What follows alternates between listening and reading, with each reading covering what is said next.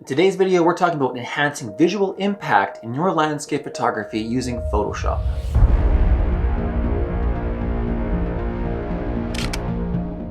First, you may be wondering, what exactly do I mean when I say visual impact in landscape photography? So visual impact is basically the visual flow of your photograph. It's what creates that initial wow factor for your viewer and kind of grabs their attention, causing them to maybe pause and take a closer look at your photograph. At its most base level, visual impact is kind of tied to the emotion and the mood in your photograph. So most people, and including myself here, when we start out, notice that when we take pictures, they're not really doing the scene justice, and we're really kind of failing to grab the viewer's attention. Now, there are a bunch of different ways that we can kind of create impact in the field. So I'll be sure to kind of create a video down the road that kind of goes over some of those techniques. So make sure you subscribe so you don't miss that one. But in this video, we're going to talk about enhancing the visual impact in your landscape photography using Photoshop. So we're going to talk about how the colors you choose can impact the mood and emotion of your photograph. We're going to touch on how to enhance the visual flow and the depth in your photograph using dodging and burning. And we're going to talk about enhancing the light in your photograph, but maintaining those shadows in your images so that you have that amazing light and something to draw the viewer in. And we're going to start right now. We're going to start off in Lightroom. You can alternatively use Camera Raw, and if you check the video description below, I've included a link to download this particular NEF file so that you can work along the side of this tutorial. So Lightroom is kind of not where I'm going to add that visual impact. Lightroom is basically my raw processing workflow. So my goal with Lightroom is simply to neutralize the image to get it ready for Photoshop. So I'm going to kind of go through this as quickly as possible. If you need more kind of assistance in Lightroom, I do have a video up. I'm going to link it somewhere here and put it in the description below as well if you need some more help with this. But I'm going to kind of zoom through here so that we can get into Photoshop. So first thing we're going to do is basically try to neutralize our exposure. But before we do anything, I like to go down here and check our these are on, so our profile corrections and chromatic aberration. And then I basically want to correct my exposure. So I'm going to bring my highlights down to where these little highlight and shadow alerts are not being kind of on anymore. So I'm going to bring this up, and I'm going to bring my whites up to give it some luminance. So probably about here is nice. And then I'm going to bring my highlights back down to where this stops alerting me. So it's generally a neutral kind of exposure. The next thing we're going to work on is color. So basically, again, I'm not trying to really kind of create any visual impact. I'm just trying to neutralize it. So I'm going to turn my vibrancy and saturation up all the way and play with my color balance to try and get a nice color palette in here. So where we get a good mixture of blues and greens and magentas and oranges. So kind of about there is generally nice. It's a bit warm, but I do like these warmer colors in these kind of scenes. It kind of draws the viewer in. We'll talk a bit about color down the road. So here we are. Basic adjustments are kind of done, and last thing I want to do is put a little bit of contrast back in here. So I'm going to grab the tone curve, and I'm going to basically drag my shadows down just a touch and bring up my kind of the higher end of my midtones back up a bit to give it a bit more pop. So generally, that's about it. I'm going to decrease my clarity a bit and my dehaze a little bit just to kind of give it more of a kind of ethereal type look. And then of course bring some vibrancy back into this raw file. Somewhere about there is okay. And then we'll leave saturation alone. So from here, we're going to bring this into Photoshop. So we're going to go right click, and then we're editing in Photoshop. And so this is going to start loading. Now, as the image loads, I do want to say I do use luminosity masks quite extensively when I'm looking at creating visual impact, simply because we're really trying to enhance the light that's there. And so as you can imagine, luminosity masks become really helpful when you're trying to do that. Luminosity masks, for those that don't know, map the luminous value of each pixel, so whether how bright it is and how dark it is. And so they help you to make targeted adjustments to each of those kind of luminance levels. So if you kind of already have a panel and you know how to use it, feel free to skip ahead to the timestamp I put here. If you don't know how to use them and you don't have a panel, stick with me right here and we'll go into the channels tab and create our own manually. So let's jump in. The image is loaded, and we're going to click on our channels tab right here. we have all the color channels here. We have RGB, red, green, and blue. So you can see this is just mapping the different colors of the scene. But now we need to map the luminosity values. So what we're going to do first is hit Shift, Command, or Control, click, and this is going to tell Photoshop to load a selection based on the luminosity value of the scene. So it's going to pick the brighter parts. So we're going to call this lights. Okay, and we're going to hit Command or Control D to deselect that. You can see this is my Luminosity panel, so this is Luminosity Masks. So I have my lights, and I have midtones, and I have darks, and I got kind of all versions in between. So the ones you're going to create now are fairly basic, and you're going to have to basically keep creating them as you go further into the image.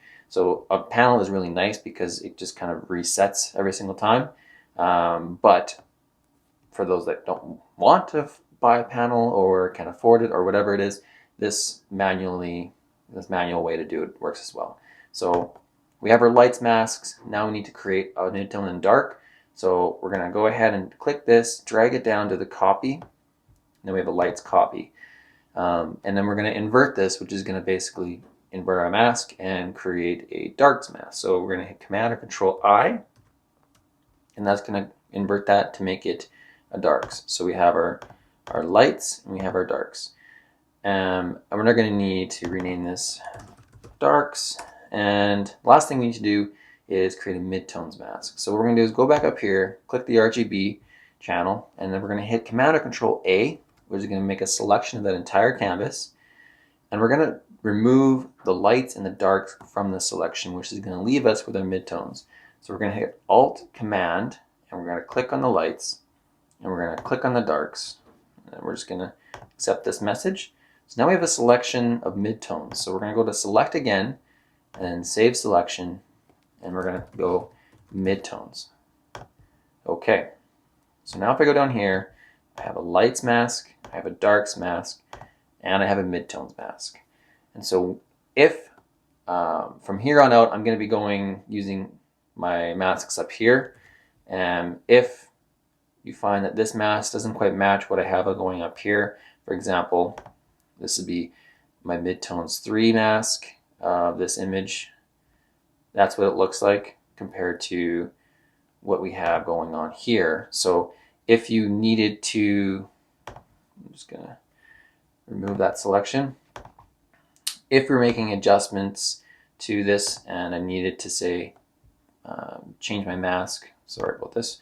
If I needed to make an adjustment to this, to the midtones, and if I drag this down and make a selection of this, so let's make a selection of the midtones. If I go here and I bring up a curves adjustment to the midtones,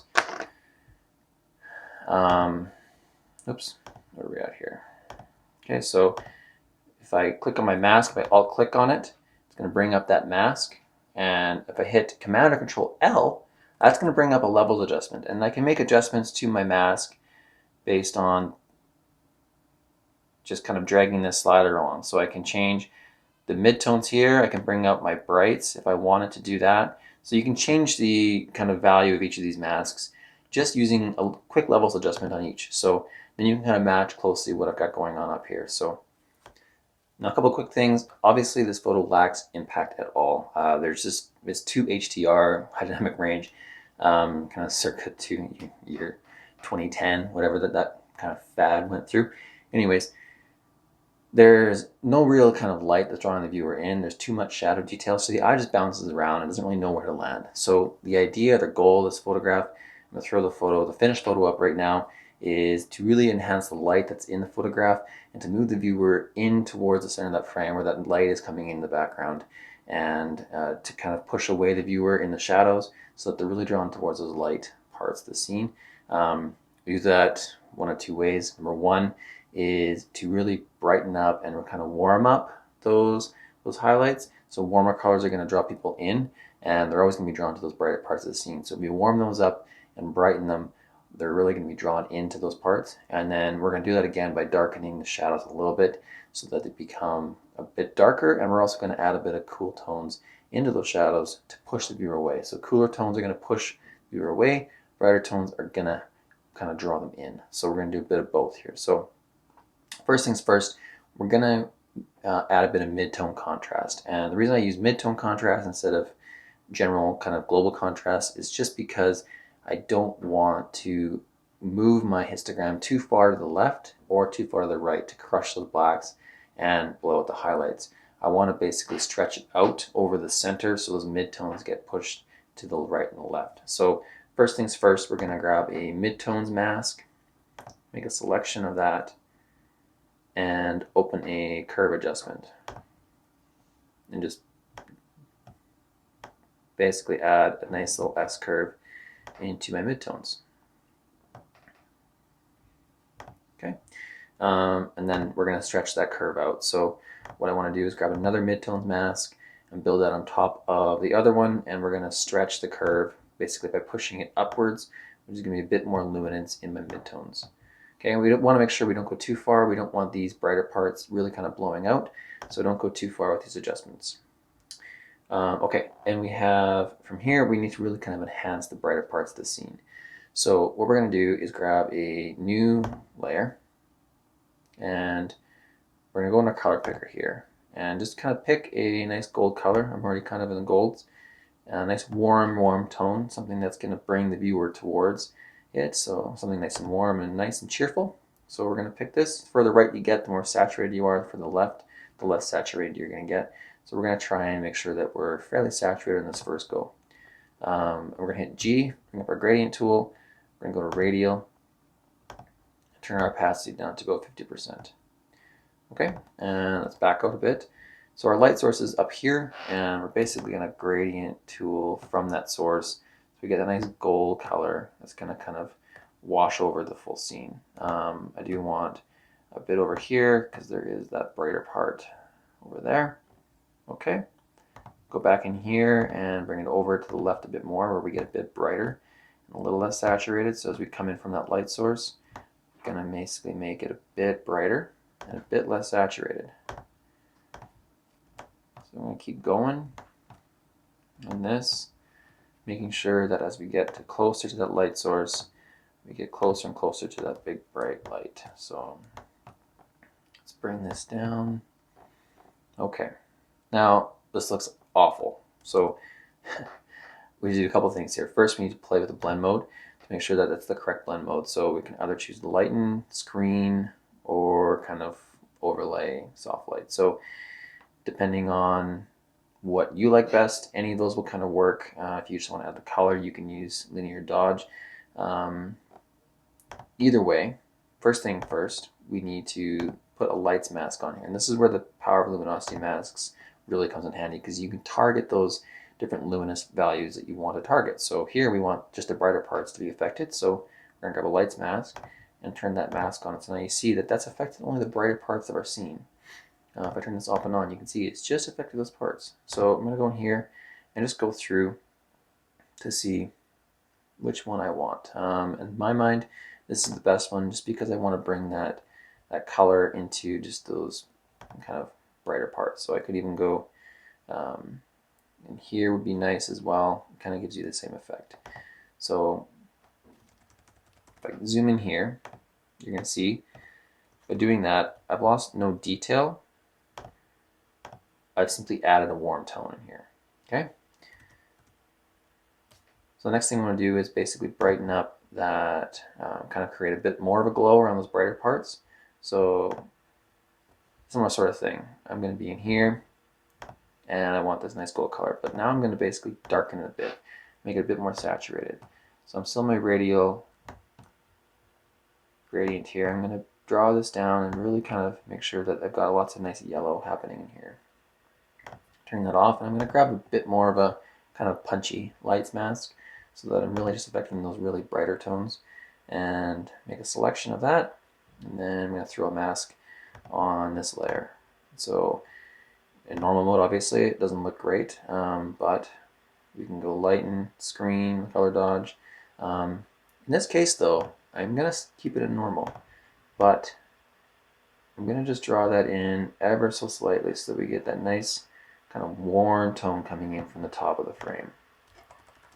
We don't want too much because we don't want to overpower the detail in here. So you can see just those brighter parts here that's been affected. So we aren't really losing any of that detail. There's nothing there to speak of, really. So, okay, so we have our brighter parts here that have, I group these into a group, turn this off and on. You can see we've really kind of, that nice warm, bright part of the scene is really kind of showing off. But there's too much bleed happening in my mind anyway on these trees. There's too much the color wash happening. You wouldn't see this obviously in the back of a tree. You wouldn't have that nice warm glow. You'd have a little bit bleeding through on the right side, but nothing like it is showing up right here.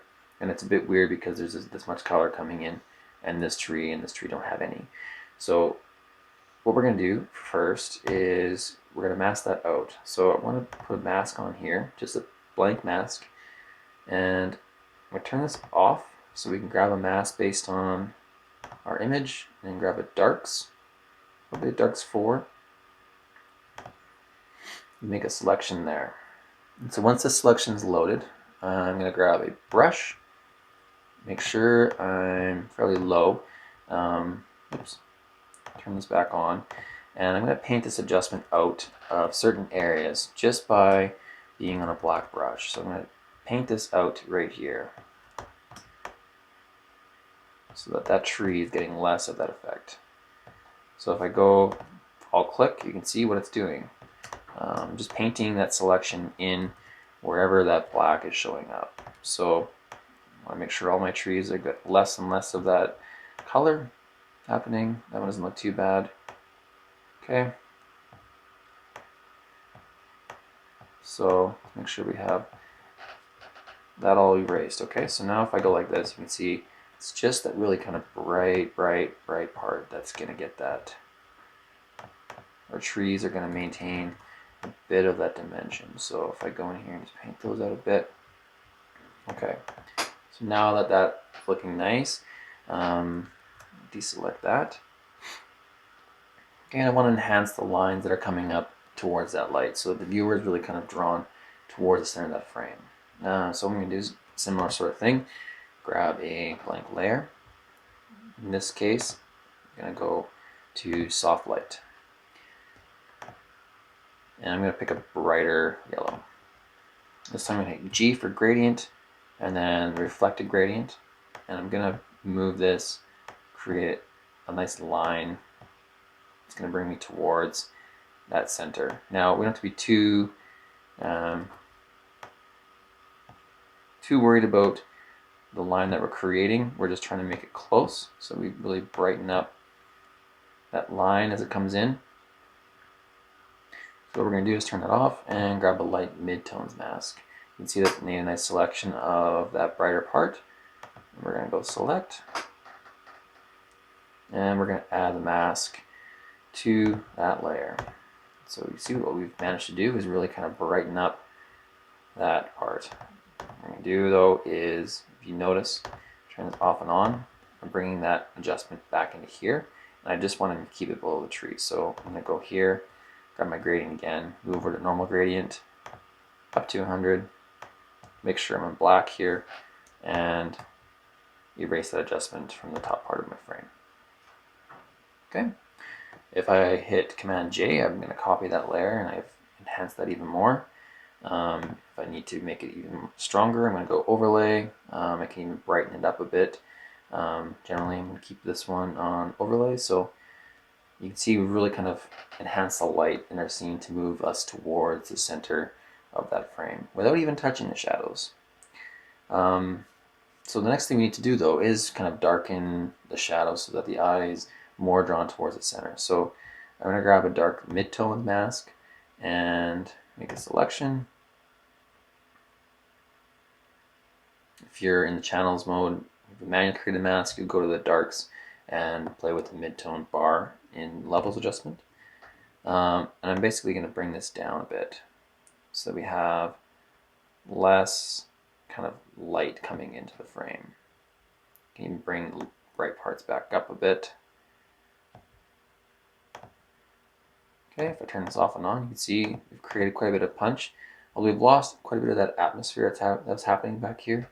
So I'm going to control click on here, sorry, alt click on there, and ensure that I'm on my brush tool, hit B. And I want to just paint that adjustment out of here. So clicking on here, I can paint manually, or I can go in here and grab a mid-tones mask and make a selection, and then do a similar sort of thing that we were doing with those lines that were coming towards the scene by, or sorry, on the back of the trees, by just painting that adjustment out of the background. Having some atmosphere in the background of the scene is always going to make your photo feel quite a bit more dreamy. So we're going to leave a little bit of that adjustment out of the background so that the eye is really kind of drawn towards that kind of mysterious, kind of dreamy look in the back. So there, we've erased that adjustment completely from that part of the scene. It's only being affected basically over here and over here in the backs of our trees. So it's done a pretty good job. Might just turn it down a bit. Okay. Now, obviously, I don't want this to take forever, so I would do probably 5 or 6 or 10 or 12 different kind of versions of this to really kind of fine tune it to make it less crunchy, more clean. But generally speaking, those are the steps that I take to kind of direct the viewer towards the center of the frame, towards the light. So visual impact is created basically by shaping the light in the scene and by pushing people away from the shadows. So one last thing we need to talk about is color. Now generally your shadows should be a bit cooler than your highlights, because again, cooler colors are going to push the viewer away and warmer tones are going to bring the viewer in. So we want to create that visual impact right away where we have nice warm highlights. So if I go to my color balance tool, thankfully they've broken it down for you for shadows, highlights, and midtones. So we're going to go to highlights and make sure that we have a nice kind of warm glow coming in. So quite a bit of yellows, just a touch of red. We don't want too much coming in. We have to keep it normal. And then if I go to my shadows, I do want a bit more cool tones in here. Greens are a bit, I think this one's okay. And I probably want to bring in some of that cyan to kind of negate a bit of that red that crept in. So if you look here, see the adjustment is kind of minuscule, but we've got a bit more saturation happening in these greens and more blues in the shadows, and our highlights are quite a bit more yellow. Now this photo is kind of lacking a bit of punch, I think, so I'm going to grab a mid-tone mask and I'm just going to lift up those mid-tones again.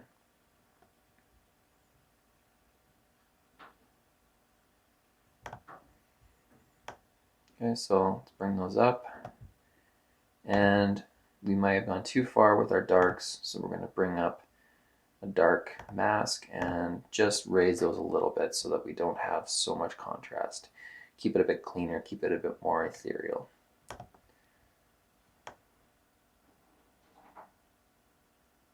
Okay, so those darker parts have been brightened.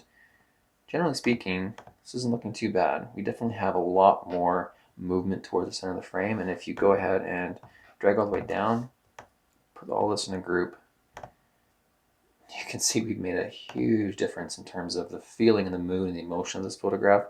It's definitely moving us towards that light.